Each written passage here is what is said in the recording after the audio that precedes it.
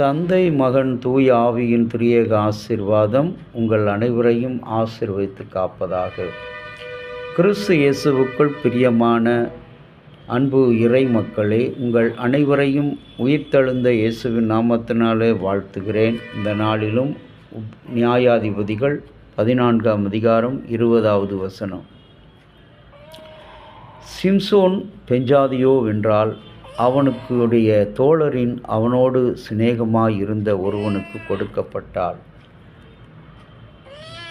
இன்றைக்கு அன்புக்குரிய இறை மக்களே, இந்த ஒரு திருமொழி கடவுளுடைய வல்லமையும் அவருடைய வழிநடத்தலையும் ஆலோசனையும் நமக்கு கொடுக்கிறது. மாம்சத்திலே நேசித்த சிம்சோனுக்கு பிடித்த அந்த பெண்ணை இந்த விடுகதை விடுவிக்காததினாலே அந்த மக்கள் என்ன செய்தார்கள்? அவளை சிம்சோனுடைய சிநேகிதனுக்கு துணையாக கொடுத்தார்கள். அந்த அனுபவம் இன்றைக்கு உலக அனுபவத்திலே நாம் பார்க்கும்போது நாம் எல்லாவற்றையும் நம்புகிறோம், எல்லோரையும் நம்புகிறோம், ஆனால் ஒருவரை மாத்திரம் நேசிக்கிறோம். இந்த நம்பிக்கையைத்தான் ஆண்டவராகிய இயேசு சமூகம், சுற்றம், உலகம், சிந்தனை, செயல், எண்ணம் எல்லாவற்றுக்கும் நேர்மறையாகவே அமைகின்ற ஒரு வாழ்க்கையை நாம் பெற்றுக்கொள்கிறோம். எப்பொழுது? கடவுள் சித்தத்துக்கு இல்லாத போது. இங்கே ஒருவேளை கடவுளுடைய சித்தம் இல்லாத காரணத்தினாலே இந்த சிம்சோனுக்கு தன்னுடைய பலத்தினால் தான் ஒரு பலசாலி, தான் ஒரு உயர்ந்த மனிதன், பலவான் என்று நினைத்து அவன் செய்த காரியத்திலே அவனுக்கு கிடைத்ததெல்லாம் தோல்விதான். அவன் எத்தனை காரியங்களை நடத்தினவன், வல்லமையாக இருந்தவன், பாதுகாப்பாக இருந்தவன், அவனுக்கு கிடைத்திருக்கிற அந்த உறவு நிலையான உறவு அல்ல.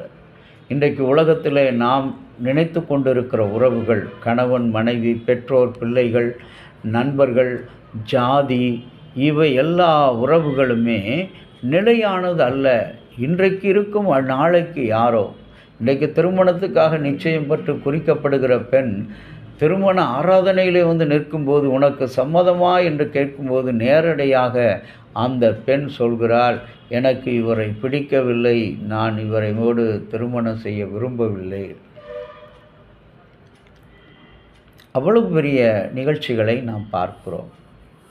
கிறிஸ்துவுக்குள் அன்பான இறை மக்களே, இங்கே இந்த திருமொழி நமக்கு கொடுக்கிற சத்தியம் கடவுள் சித்தம்.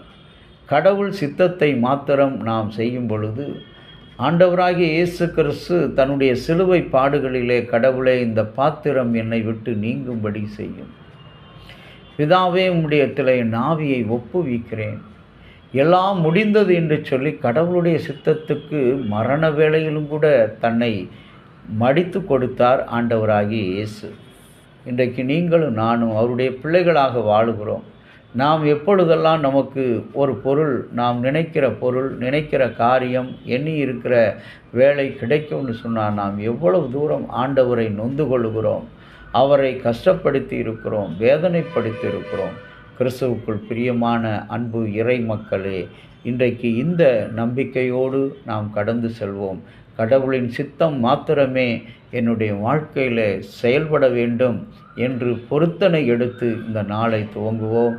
இந்த நாளை நல்ல நாளாக ஆண்டவர் நமக்கு ஆசீர்வதித்து கொடுப்பார். ஜெபம் செய்வோம்.